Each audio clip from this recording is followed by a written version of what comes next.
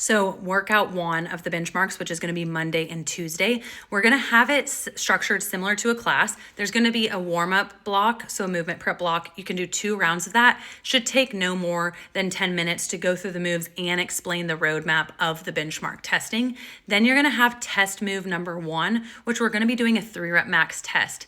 Then you have test number 2, and that's going to be another one. And so what we have, the structure is it's going to have the move that we're doing, the 3-rep max test, and we have an accessory move and a rest break. The accessory move really is just an active recovery because in group fitness, again, people are going to want to keep moving and they have a hard time breaking for what they need to do. So at least they're getting an active recovery, a little core, maybe some glute work, and then going back into it. So when we're testing 3-rep maxes, it's important to have people start. I like to have them start at like 8, 10 reps. On the doc, it says 8. You want to do very light warm-up weight. Again, really working on depth and control. That's round 1. So they'll do 8 reps, then they'll do that accessory move if they want, rest break. Then round 2, they'll go to 5 reps and they'll add some weight. Then they'll do the accessory move, rest break. Then they'll go to the 3, and that's when they're going to test.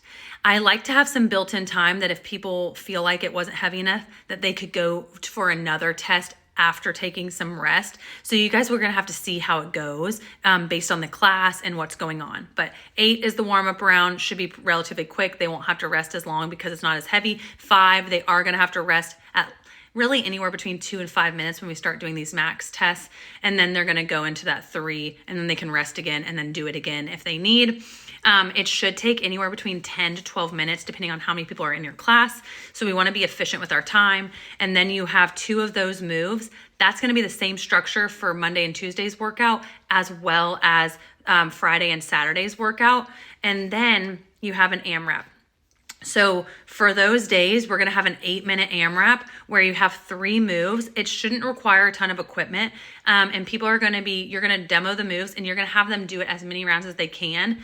They shouldn't have to wait on equipment. So you might have to have people start on different moves, like a third of the class start on push-ups, a third start on the sit stands and thrusters, and everyone should be moving at different rates that it should be fine. There should be enough benches, boxes, all sorts of stuff with that. They just need to document what they're using. So if they're doing the 20-inch box or they're doing the 19-inch bench or what dumbbells they're using, that kind of thing just needs to be documented. And there's going to be a goal for how many rounds they get through, kind of something to aim for. But really, we're just seeing how many did you get and then compare it to ourselves as our marker and our baseline to see the next 3 months when you do it again. Did I get more? Was I consistent? It's going to be a great tool to help people set goals like, okay, I want to see improvements here. I need to come 3 times a week to do X, Y, and Z.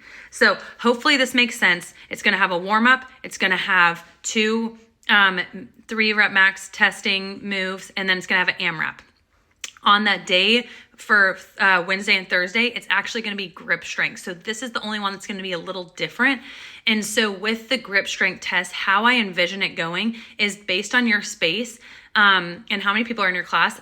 No matter how many people are there, I really want everyone to pair up. So pair them up because one person's going to be the cheerleader and one person's going to be the test person. And so you're going to do a warm up, then move 1 is going to be a lot quicker. It's going to be a dead hang. So you're going to have one person hang, the other person's going to be cheering them on and timing them.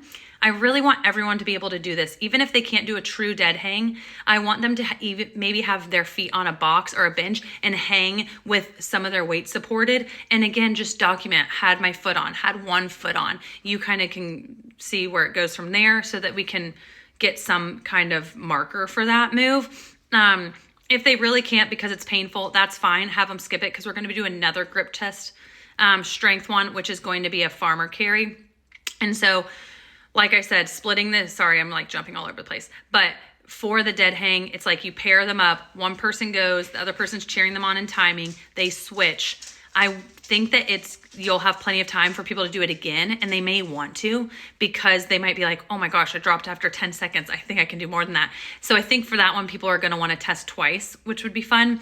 Making sure you have some rest break, but it will be built-in rest break because they'll be cheering the other person on, timing them, and then you'll switch. And then, so I'm anticipating it will take about like 6 to 10 minutes explanation, everyone doing their times that they want and stuff like that. Then the second one is going to, I really think that people are actually only going to want to do this once. I factored in that they may want to do it twice, but I think once is plenty. You're going to, again, pair up into 2 groups, make some kind of track wherever you are where people can walk around. So like in Roswell, you could have them like walk side to side, like around both columns, going between 2 parts of the rig. Atlanta, they have that circle that can go around the columns and the turf. Nashville, you can make an L depending on what other locations are coming up. And look at this, just make sure you have a spot where you can make a loop so you don't have to think about where you're going or stop. And you are going to set a timer for 2 minutes, and you're going to have someone, they're going to pick weight and they're going to walk around for 2 minutes. They're going to have that person cheering them on still. Only half the class will be going. Once they're done, and then they just document what weight they did. If they picked a weight where they couldn't make it the full 2 minutes, that's totally fine. That their cheerleader will be watching the clock, and they'll be able to say when they drop the weight or put it down, like that's their number that they're gonna document.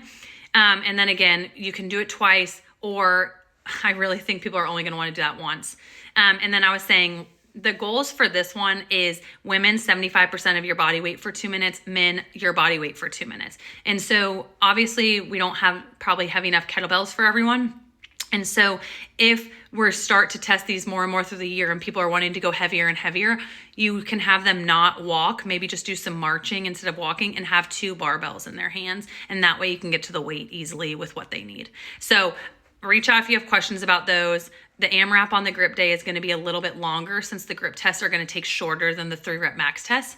And for this first benchmark, it's going to go hopefully really smoothly because we'll have just finished our strength, or not the first one. The first one, we get a good baseline. The second one we do, it will be really cool because you'll have just done the strength block where we built up to a low rep scheme in our workouts, and then they'll be a little bit more comfortable lifting that heavy weight there, and they should see some big improvements on the second benchmark that they do. So the whole point is that we're getting numbers, we're tracking, we are knowing why we're doing things, and these might need to be adapted based on the people in your class, but hopefully that gives you a good overview of what I'm thinking when I program these. But we are going to need to adapt regardless, based on who's in our class, I believe. So being able to kind of mix up how you flow it if you need, and then we can always reassess for the rest of the benchmarks.